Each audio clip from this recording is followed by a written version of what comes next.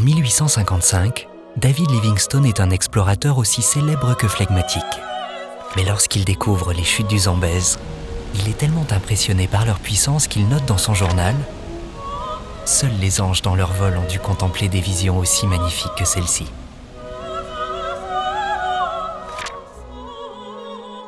100 ans plus tard, le barrage de Kariba, construit 400 km en aval des chutes Victoria, donne naissance au plus grand lac artificiel d'Afrique. Pour affronter les terribles crues du Zambèze, le barrage est muni de 6 vannes géantes.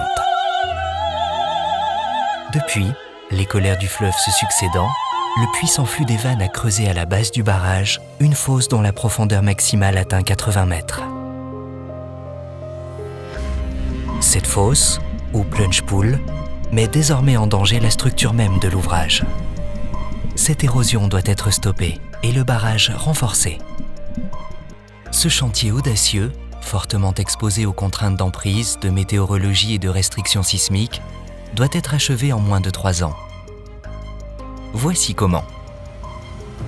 En vue de l'assèchement du chantier, le lit du fleuve doit être consolidé par des plongeurs, afin de supporter un barrage secondaire provisoire appelé bâtard d'eau.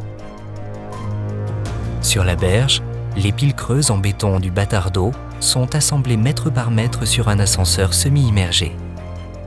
Lorsque leur volume est suffisant pour leur permettre de flotter, elles sont poussées jusqu'à leur emplacement final. Sur place, les piles sont achevées suivant le même processus d'immersion progressive, puis emplies de béton. Enfin, des stop-logs métalliques sont insérés entre les piles, suivant le système de la berlinoise, fermant le bâtard d'eau et isolant le chantier au pied du barrage. Afin de préserver la stabilité du site, l'eau du plunge pool doit être pompée par étapes d'environ 8 mètres. Une fois mise hors d'eau, la roche est disloquée à l'aide d'explosions de très faible intensité, garantissant à la fois des secousses sismiques minimes et des blocs rocheux n'excédant pas 800 mm. Un réseau de 9 sismographes disposés autour du plunge pool analyse en continu le niveau des ondes de choc produites par les déflagrations. Petit à petit, les explosions ouvrent l'accès aux engins de chantier qui vont sculpter avec précision les paliers et les rampes souhaitées. Ainsi, marche après marche, c'est 300 000 m3 de roches qui sont déblayées en moins de 260 jours. Le plunge pool érodé par le flux des vannes est élargi et renforcé si nécessaire. À la fin du processus, la pression de l'eau éjectée sur le sol sera divisée par 4. Des alpinistes, encordés depuis le sommet du barrage, descendent les 220 mètres de vide pour forer la roche et y placer des tirants métalliques. Ces tirants permettront de solidariser la roche et les 7000 m3 de béton coffré qui consolideront définitivement la faille apparue au pied du barrage.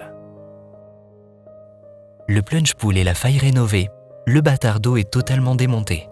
Libéré de toute emprise, le barrage peut désormais ouvrir sans risque ses vannes et faire face aux crues les plus sévères. En moins de 3 ans, dans un cadre et un calendrier extrêmement contraints, Razelbeck aura réussi la prouesse de pérenniser durablement le barrage de Kariba.